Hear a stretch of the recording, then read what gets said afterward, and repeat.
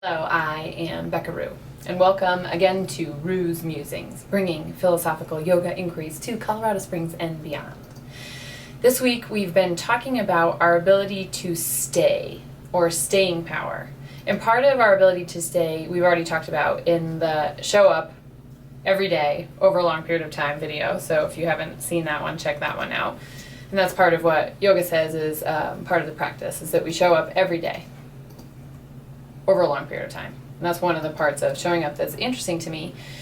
Another part that I'm inspired by is the idea of understanding ourselves, filling up and opening all the way to our edges, as well as all the way down to our depths. And we can do this a number of ways. So in a yoga pose, to me, it means a couple of things. One is actually physically hugging in, drawing in the yoga pose with our muscles, with our intention, with our effort, all the way to the center of ourselves, so that our core, the core of our core is part of the posture, as well as then expanding out to the edges of the possibility of the opening of the pose, meaning even our bones expand to the skin, and that our joints expand to their fullest capacity after they've been integrated. That's more of a yoga class talk, less of a musing talk. Another way that showing up to our edges and down to our depths shows up is in our emotions. And again, it makes me think of something Brene Brown says. I've talked about her before. She's incredible. And she says that we cannot selectively numb our emotions. She's a researcher and she's done a ton of research, meaning that if we're trying to numb our anxiety or our stress or our grief with whatever it is that we numb with, we are also definitely numbing our possibility for passion and empathy and love and creativity and joy. So that I'm interested in showing up for our full experience of emotion, showing up to the edges and showing up to the depths.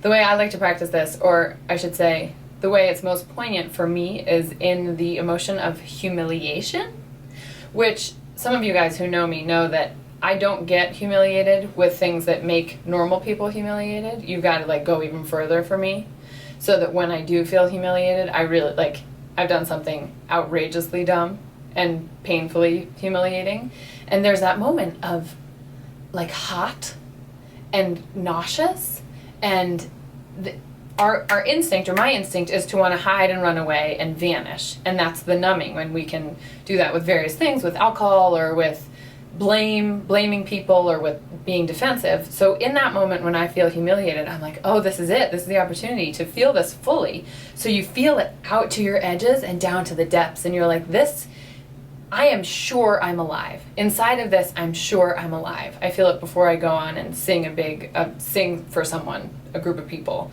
that I'm not used to singing for. That nervousness makes my mouth go dry instantly. Like a feeling has a physical reaction. And if we can sit inside of those feelings to their fullest capacity and not try to fix or change it, we're showing up fully. We're knowing ourselves fully. Even inside of the joyful emotions, Brene talks about this as well, that we're hesitant to fully experience love, right? Because we're scared it's going to go away. We're hesitant to fully experience the positive emotions as much as the negative emotions. So we just live in this very shallow surface area most of our lives, when there's this huge spaciousness that's available of our possibility. The third way I think about this is inside of our relationships. And to me, going to the edges of our relationships and to the depths of our relationships fundamentally starts with listening. Can we really show up and listen to whomever we're in this conversation with, in the relationship with, rather than assuming we know what they're going to say, or knowing that we're right and they're wrong? We watched a stand-up comedian, so funny, Whitney Cummings, and she said, when she gets into fights with her boyfriend and, this whole thing over nothing, she just loses her mind. She's like, you don't understand. I've been in a fight with you for a week in my head. So that's what we do. We decide this whole situation before it's even happened, rather than being in the moment, the spaciousness, the depth and breadth of the moment, and being able to have an honest conversation in a way where we can listen, rather than just know how the conversation's going to go, which is at least my tendency. I don't know if it's yours. And the last way, the fourth way I'm interested in us expanding to our edges and down to the depths, is inside of our own lives and our beliefs in ourselves, so that we're capable of and I know it's cliche to say this, but we're capable of so much more than we ever have possibly dreamed, and we just live small because it's safer. So that, what is it, and this is probably the primary theme of all of these videos, what is it you most deeply want?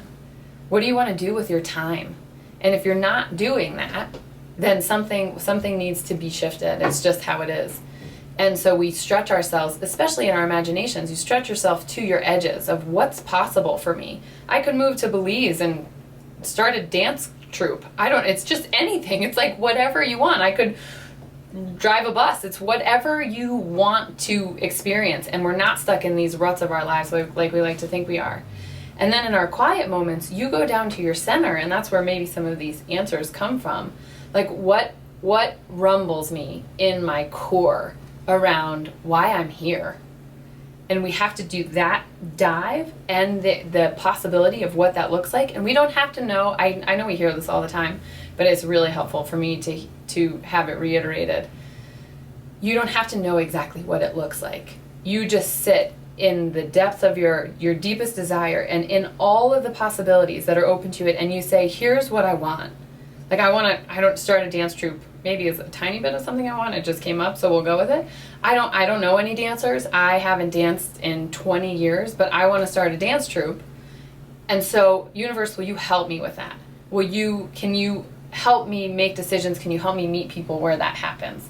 And I'm going to push myself to talk to people, to go to a dance or go to a school, to take dance lessons, whatever it is. So we push ourselves this way and we draw in this way. And that's, again, part of the pulse that is my favorite thing about yoga. Deepest depths, push ourselves to the edges. What do you guys think? Let me know how this goes. And I will see you in class this week. And I will see you next week on the video.